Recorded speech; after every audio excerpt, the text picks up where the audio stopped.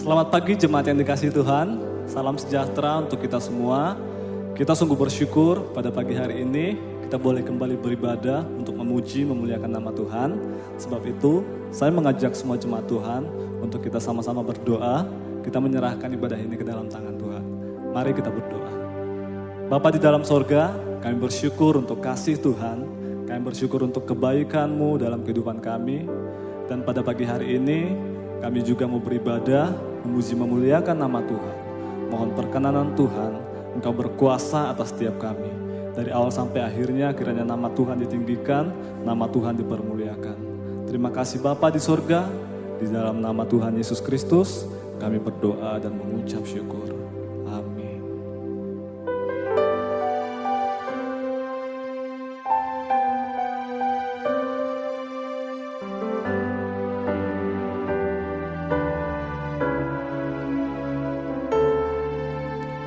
Ku hidup oleh anugerah-Mu, terbaik ku terima darimu. Rancanganmu indah bagiku, sebab ku hidup selalu di dalammu. Tiada pernah ku meragukan bukti kasih dan karya salibmu. Kau telah mati gantikan hidupku, sebab itu ku selalu bersyukur. Kasih-Mu memulihkan hidupku, kuasa-Mu membangkitkan rohku. Darah-Mu telah tercurah bagiku, pengorbanan-Mu sempurna.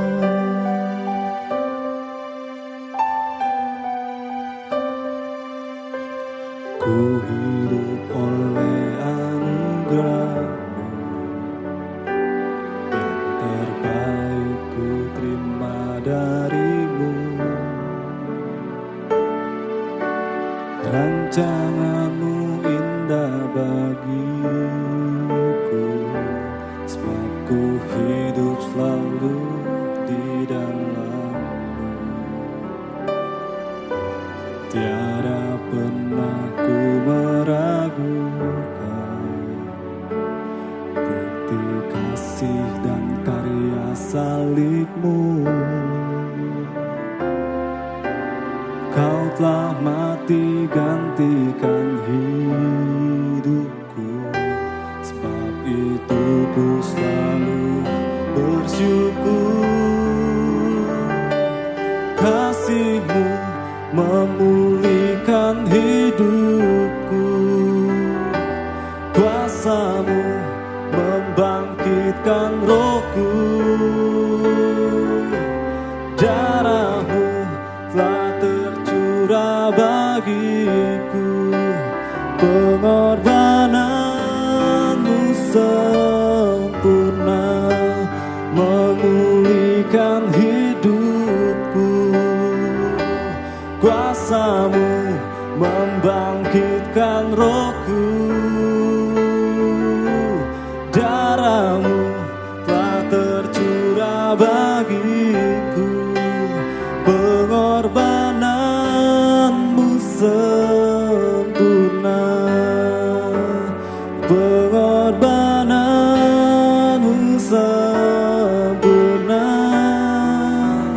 pengorbanan-Mu sempurna.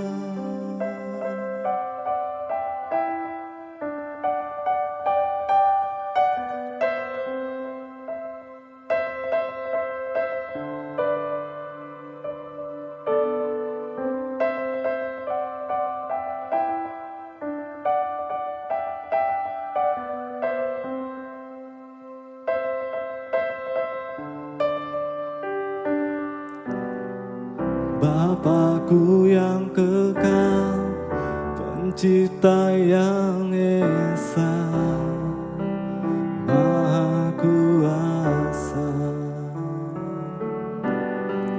dikandung Roh Kudus, Yesus Kristus datang ke juru selamatku. Percaya Allah Bapa, ku percaya Sang Putra, ku percaya Roh Kudus-Mu, Kau Allah Tritunggal. Ku percaya kebangkitan ada dalam kita, ku percaya dalam nama Yesus.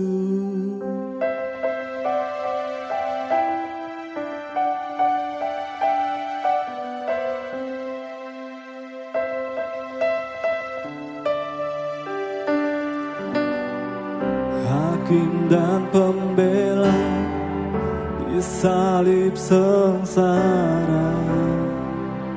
Kaulah rahmatku,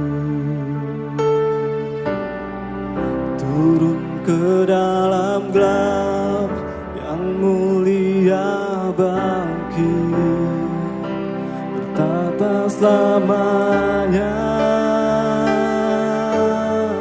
Ku percaya Allah Bapa, ku percaya Sang Putra, ku percaya Roh Kudus-Mu, Kau Allah Tritunggal. Ku percaya kebangkitan ada dalam kita, ku percaya dalam nama Yesus. Ku percaya Engkau, ku percaya Kau telah bangkit, ku percaya Yesus Kristus Tuhan.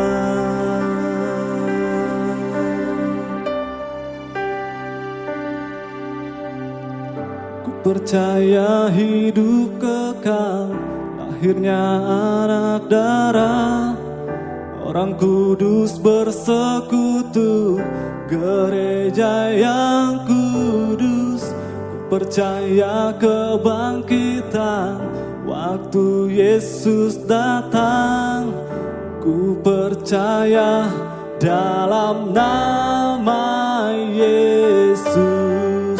Ku percaya Allah Bapa, ku percaya Sang Putra, ku percaya Roh Kudus-Mu, Kau Allah Tritunggal. Ku percaya kebangkitan ada dalam kita, ku percaya dalam nama Yesus. Ku percaya dalam nama Yesus.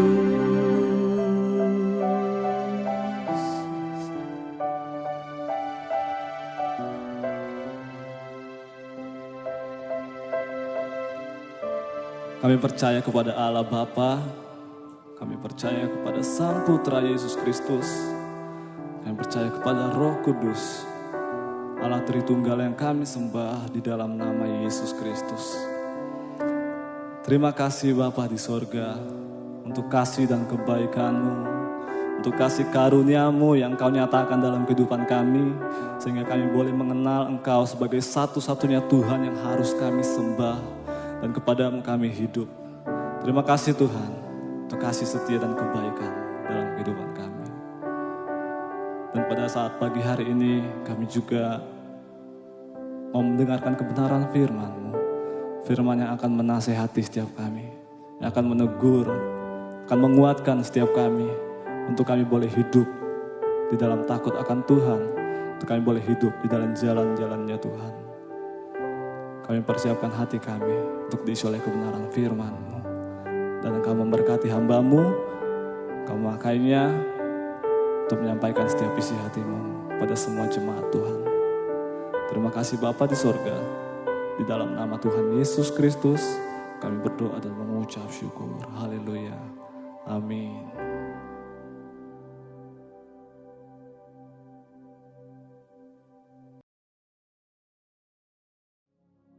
Selamat pagi Bapak Ibu, kita berjumpa kembali di dalam ibadah online CBC pada hari ini. Saya berharap kita semua dalam kondisi yang sehat-sehat saja, baik-baik saja, tidak kekurangan satu apapun. Bapak Ibu, pada pagi hari ini kita akan sama-sama belajar dengan tema bulanan kita, There is none like him. Tidak ada yang seperti dia. Perselingkuhan adalah sebuah gosip hangat yang tidak pernah habis di dalam dunia entertain maupun di media sosial. Beberapa waktu yang lalu saya membaca sebuah berita tentang seorang wanita, dia menjadi seorang istri, cantik, jadi dokter, tapi suaminya selingkuh. Sekali ketahuan, balik lagi. Kemudian selingkuh lagi. Nah, si istri nekat menghadang mobil yang ditumpangi oleh suami dan selingkuhannya tersebut. Selanjutnya saya tidak ngikutin. Bapak Ibu, dari apa yang dilakukan si istri ini, kita tahu bahwa tidak ada seorang pun yang ingin diduakan. Demikian juga dengan Tuhan. Tuhan tidak ingin kita menduakan Dia. Kita baca di dalam Keluaran pasal yang ke-20 ayat yang pertama sampai ayat yang ketiga. Lalu Allah mengucapkan segala firman ini, Akulah Tuhan Allahmu yang membawa engkau keluar dari tanah Mesir, dari tempat perbudakan. Jangan ada padamu Allah lain di hadapanku. Perintah ini kita kenal dengan 10 hukum Taurat. Mulai bulan Februari ini dan bulan-bulan selanjutnya kita akan belajar mengenai 10 hukum Taurat ini.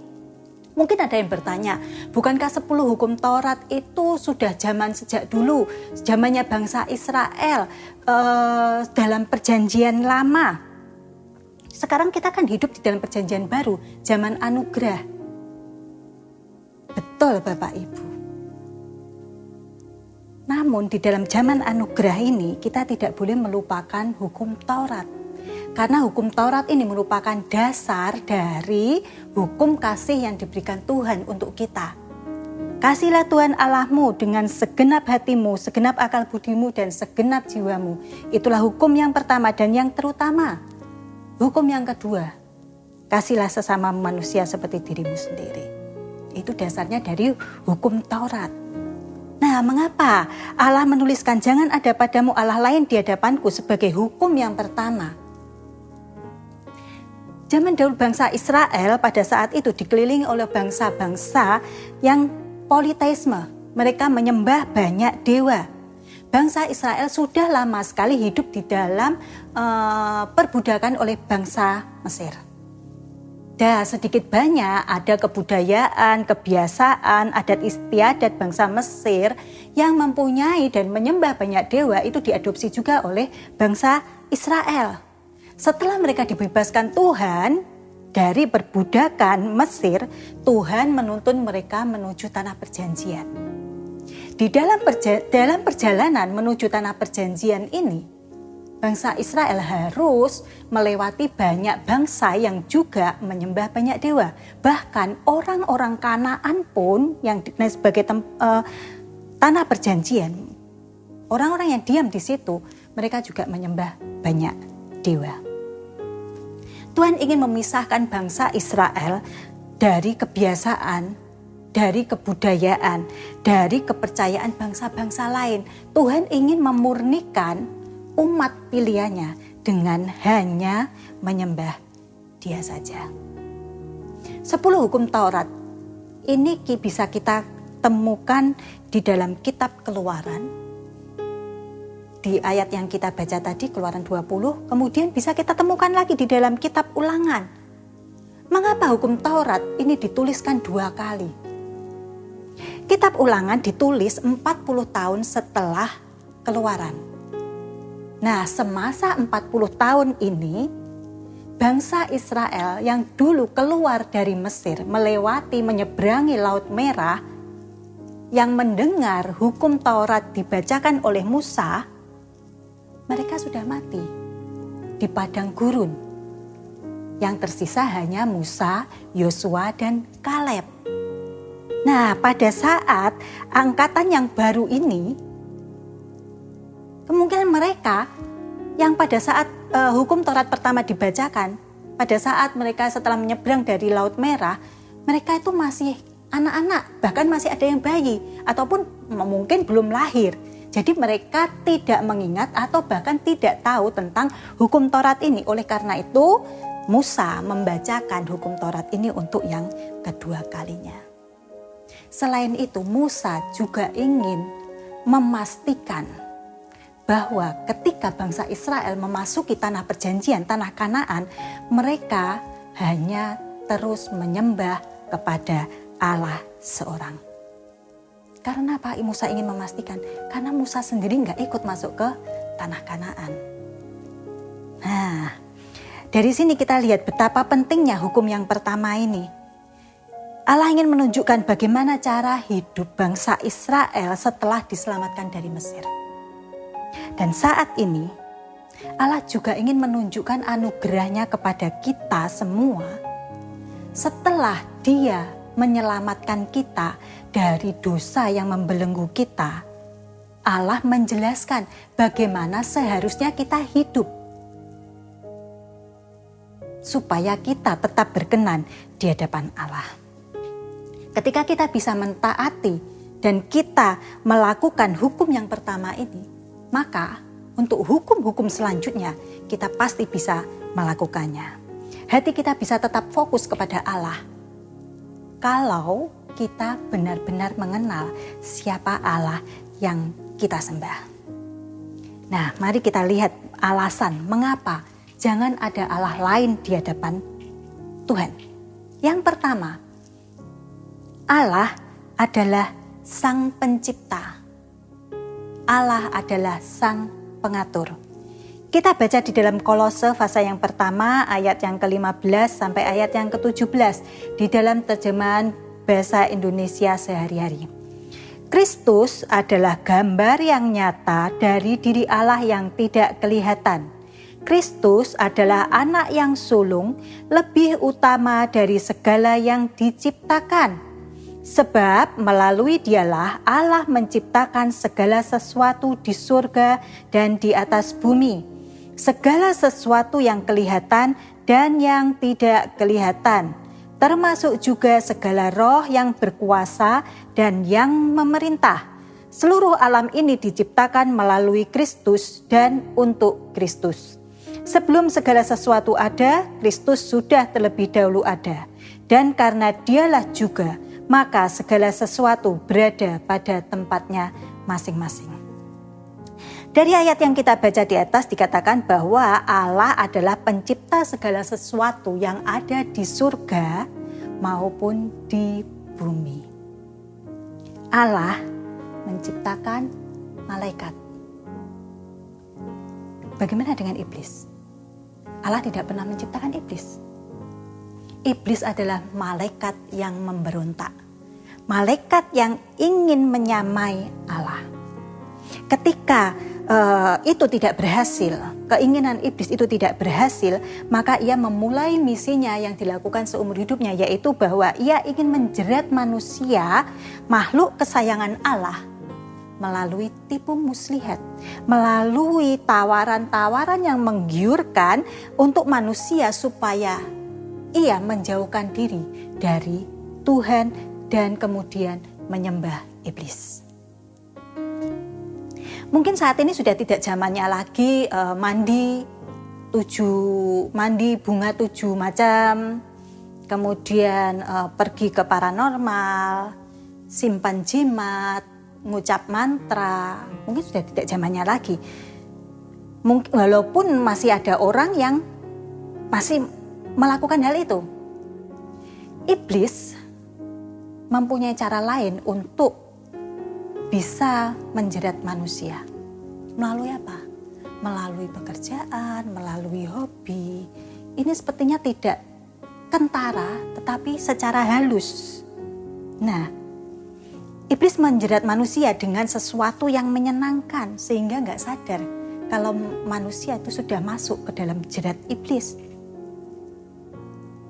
Kalau sudah kerja, lupa makan, lupa istirahat, lupa mandi, lupa keluarga, lupa doa, lupa ibadah. Demikian juga dengan hobi. Hobi main game, hobi main gadget, hobi belanja. Apalagi sekarang belanja nggak harus ke mall. Di rumah, mallnya lebih besar dari mall, lebih lengkap, lebih besar daripada di mall. Hobi makan. Kalau pas lagi seneng, makan. Kalau pas lagi sedih, stres, makannya lebih banyak lagi. Bukan pekerjaan atau gamenya atau makannya yang salah. Tetapi ketika kita mencurahkan tenaga, pikiran, dan hati kita ke situ, maka itu sudah merupakan pelanggaran pada hukum Taurat yang pertama ini. Kita sudah menduakan Allah. Martin Luther mengatakan bahwa segala sesuatu yang menjauhkan diri kita kepada Allah itu adalah berhala. Nah, hati-hati sekali supaya kita tidak terjerat. Kalau sudah kita terjerat, maka kita akan sulit melepaskan diri. Kita baca ayat yang ke-17b. Dikatakan bahwa, dan karena dialah juga, maka segala sesuatu berada pada tempatnya masing-masing. Dari sini dapat dikatakan bahwa Tuhan bukan hanya mencipta, tetapi Tuhan juga mengatur semuanya. Setelah mencipta, Tuhan tidak membiarkan semuanya kemudian berserakan, gak karu-karuan, satu gantung sana, satu gantung sini, kemudian tabrakan. Tidak, tetapi dikatakan bahwa Tuhan dia juga mengatur segala sesuatu. Kalau tidak ada Tuhan, maka semuanya akan kacau. Satu contohnya di dalam ilmu pengetahuan. Pernahkah kita merenungkan mengapa laut sebagai tempat bertemunya semua aliran sungai, dia nggak pernah penuh, dia nggak pernah luber. Hal ini ditanyakan oleh Salomo di dalam Pengkhotbah. Dan jawabannya kita bisa temukan di dalam Ayub.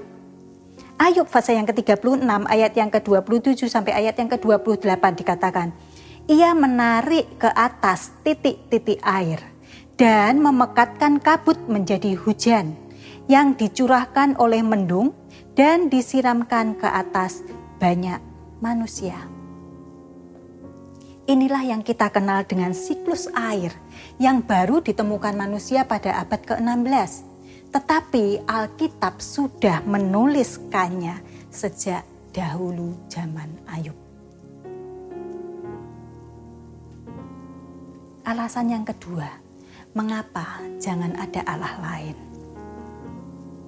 Karena Allah kita adalah Allah yang hidup dan kuasanya tidak tertandingi oleh apapun juga.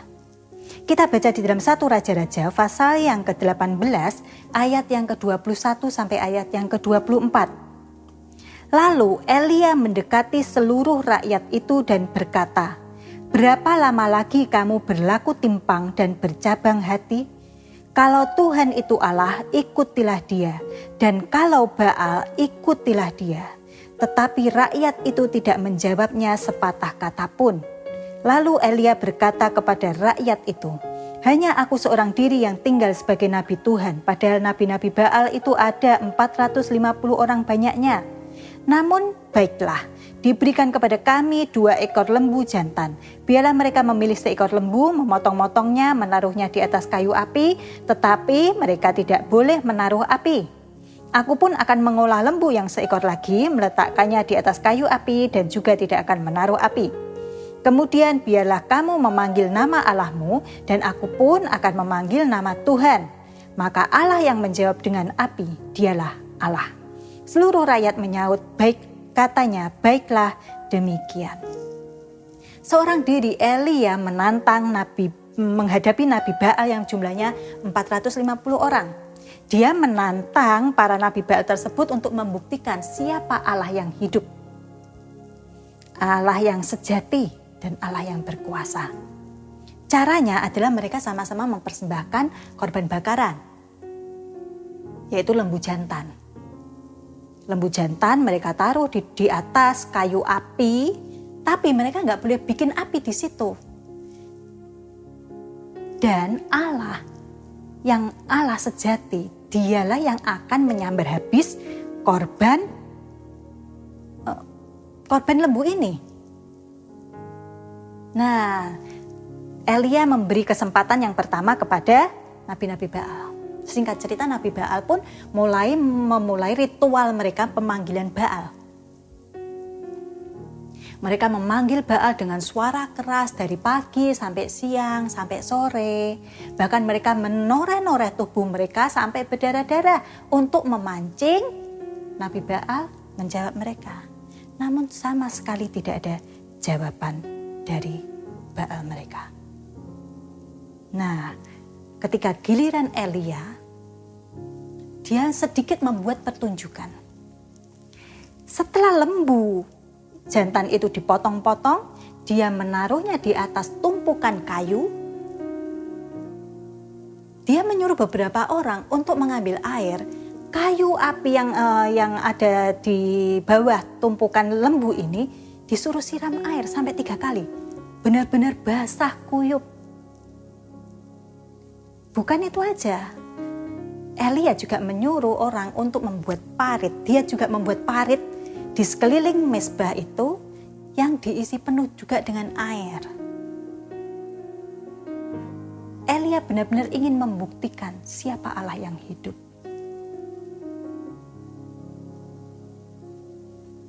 Nah, ternyata ketika Elia berdoa kepada Allah, Allah menjawabnya. Dan ia menyambar habis korban bakaran itu. Bahkan air yang penuh yang ada di dalam parit juga habis. Bapak Ibu, kita mempunyai Allah yang hidup dan berkuasa. Matanya tidak pernah lelah memandang kita. Telinganya selalu mendengar seruan doa kita. Dan tangannya tidak kurang panjang untuk menolong kita. Tidak ada kuasa lain yang bisa menyamai kuasa Allah. Allah menunjukkan bahwa Ia yang memegang kekuasaan di surga maupun di bumi. Ia berkuasa atas badai dan topan. Ia berkuasa atas hidup kita. Ia berdaulat penuh atas diri kita. Ia memelihara kita. Ia berkuasa atas segala penyakit. Bahkan Ia juga berkuasa atas maut. Orang Mesir mereka mempunyai banyak dewa, mempunyai banyak Allah. Dan mereka menyembahnya dengan tujuan mereka ingin mendapatkan berkat yang maksimal. Karena dewa-dewa mereka itu mempunyai karakteristik sendiri, mempunyai keahlian sendiri. Kalau ingin menang perang, menyembah dewa A. Kalau ingin diberkati, menyembah dewa B. Kalau ingin dilindungi, ingin mendapatkan keturunan, menyembah dewa C. Allah-Allah lain mempunyai karakteristik sendiri. Nah, kita mempunyai Allah yang luar biasa, yang bisa melakukan segala hal. Karena Dia adalah Allah yang hidup, Dia adalah Jehovah Rafa yang menyembuhkan, Dia adalah Jehovah Nisi yang selalu melindungi kita sebagai perisai kita. Dia adalah Jehovah Jireh yang selalu memenuhi kebutuhan-kebutuhan kita. Alasan yang ketiga, mengapa kita tidak boleh menyembah, tidak ada Allah lain di hadapan Tuhan. Karena hanya Dialah yang dapat membuktikan kasih-Nya kepada manusia. Tuhan gak seperti manusia yang suka gombal ya Bapak Ibu. Tuhan bilang sayang tapi cuma di mulut aja. Tuhan, Dia memberikan bukti bagi kita bagaimana Ia sangat mengasihi kita. Kita baca dalam Yohanes pasal yang ke-15 ayat yang ke-13. Tidak ada kasih yang lebih besar daripada kasih seorang yang memberikan nyawanya untuk sahabat-sahabatnya. Dulu pada saat saya masih di Kediri, ada sebuah cerita bahwa ada seorang tukang bakso yang larisnya itu luar biasa. Dia punya rumah mewah, mobilnya banyak, dan yang beli baksonya itu ngantri Bapak Ibu. Larisnya luar biasa, padahal waktu saya makan juga baksonya biasa-biasa aja. Namun anehnya tiap tahun ada aja yang meninggal di dalam keluarganya. Ternyata dia minta penglarisan kepada kuasa kegelapan. Iblis menuntut korban dari kita. Semakin besar keinginan kita, semakin besar permintaan kita, maka iblis nuntutnya juga lebih besar. Dia mintanya korban juga yang lebih besar. Bisa nyawa-nyawa orang di sekeliling kita, nyawa-nyawa orang yang kita kasih. Bahkan nyawa kita sendiri pun bisa dituntut oleh iblis. Sangat berbeda dengan apa yang dilakukan Tuhan kita. Dia Allah yang luar biasa mengasihi kita, dia mau menerima kita apa adanya, memanggil kita kembali untuk menjadi umatnya. Walaupun itu berarti Tuhan harus mencurahkan darahnya sendiri sebagai korban perdamaian dengan Bapa. Dan itulah bukti kasih Tuhan kepada kita. Dia mengorbankan dirinya sendiri. Bagaimana mungkin kita menukarkan Allah yang penuh kasih, kita menduakan Allah yang penuh kasih dengan Allah yang palsu. Yang memberi kasih palsu, kenikmatan yang palsu, kenikmatan sesaat tetapi ujung-ujungnya menyengsarakan bahkan mematikan. Bapak Ibu, mungkin kita berpikir bahwa gak mungkinlah saya memiliki dewa-dewa lain di dalam hidup saya. Saya gak pegang jimat, saya gak pernah ngucapin mantra, saya gak pernah percaya paranormal, gak pernah percaya horoskop, dan lain sebagainya yang saya gak pernah berhubungan dengan kuasa-kuasa kegelapan. Namun ketika fisik kita datang kepada Tuhan, dan hati dan pikiran kita sujud kepada yang lain, fokus kepada yang lain, itu sudah merupakan pelanggaran di hukum Taurat yang pertama. Tidak ada seorang pun orang Kristen yang sejak awal bermaksud menyembah Allah, yang relevansinya saat ini bisa juga berupa materi, popularitas, hobi. Namun karena banyaknya waktu yang kita gunakan untuk hal-hal tersebut, maka itu bisa bertumbuh menjadi Allah lain yang akhirnya mengendalikan pikiran, hati, dan jiwa dan tenaga kita. Membiarkan Allah menduduki tempat tertinggi di dalam hati kita bisa mencegah hal-hal tersebut menjadi Allah lain di dalam hidup kita. Bagaimana caranya? Sediakan waktu untuk Dia, izinkan Tuhan bertahta dalam hati kita, jalin hubungan yang erat dengan Tuhan. Tuhan memberkati kita semua. Mari kita berdoa. Bapa yang baik, kami mengucap syukur, kami berterima kasih untuk firman Tuhan yang kami dengar pada pagi hari ini, mengingatkan kami betapa besar kasih-Mu untuk kami, betapa besar berkuasanya Engkau atas hidup kami. Tidak ada seorang pun, tidak ada suatu makhluk pun di dunia ini yang mempunyai kuasa yang melebihi kuasa-Mu Tuhan. Engkau adalah pencipta kami, Engkau adalah Allah yang hidup, Engkau adalah Allah yang sejati, dan Engkau adalah Allah yang mengasihi kami Tuhan. Tidak ada alasan bagi kami untuk menggantikan ataupun untuk berbagi tempat dengan Engkau di dalam hidup kami. Mampukan kami Tuhan Yesus untuk kami selalu menjalin hubungan yang erat dengan Tuhan. Mampukan kami untuk selalu memberi tempat yang tinggi kepada Engkau di dalam hidup kami. Terima kasih Tuhan Yesus, kami menyerahkan hidup kami ke dalam tangan kuasa-Mu. Tuhan yang memberikan kami kekuatan, Tuhan yang menyertai kami, Tuhan yang melindungi kami, Tuhan yang memberkati kami sepanjang minggu-minggu ke depan. Dan Tuhanlah yang mengatur langkah hidup kami, menguatkan kaki kami dalam menjalani hidup kami. Terima kasih Tuhan Yesus. Di dalam nama Tuhan Yesus kami sudah berdoa dan mengucap syukur. Amin.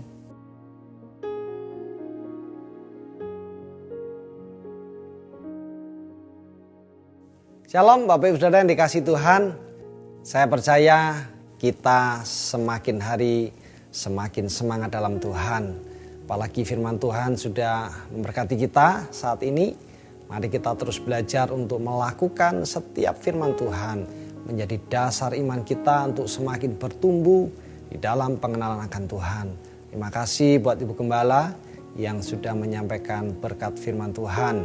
Terima kasih juga buat setiap pelayan yang sudah melayani dan mempersiapkan ini semuanya. Tuhan Yesus memberkati.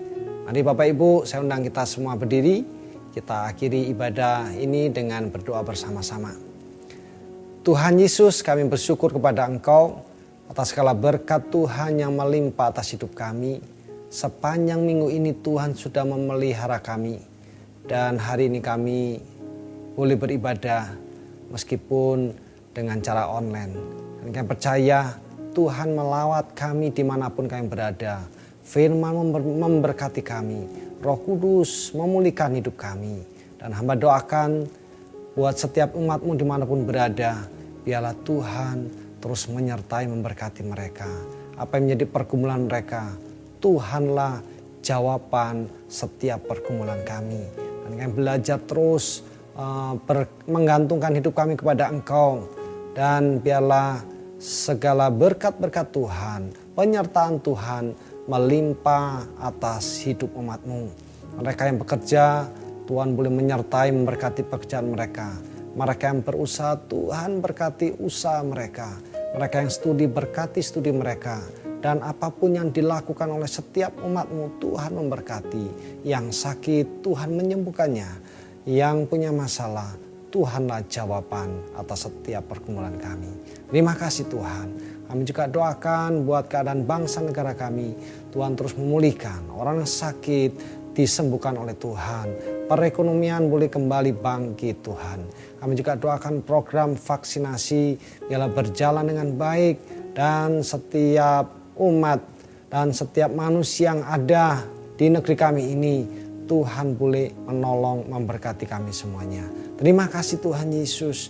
Kami juga doakan buat setiap hamba-hamba Tuhan, anak-anak Tuhan dimanapun berada. Mereka juga boleh beribadah kepada Tuhan, memuliakan Tuhan. Terima kasih Tuhan. Kami bersyukur, kami perlaskan setiap doa kami di dalam satu nama yang mengasihi kami, yaitu Tuhan Yesus Kristus. Saudara kekasih, mari kita angkat tangan kita dan kita terima berkat dari Tuhan.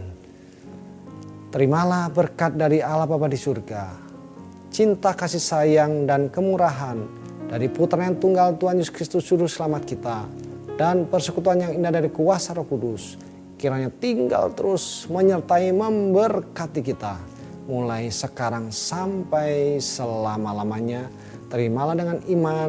Di dalam berkat nama Tuhan Yesus Kristus kita semua percaya katakan amin. Tuhan Yesus memberkati. Selamat hari Minggu.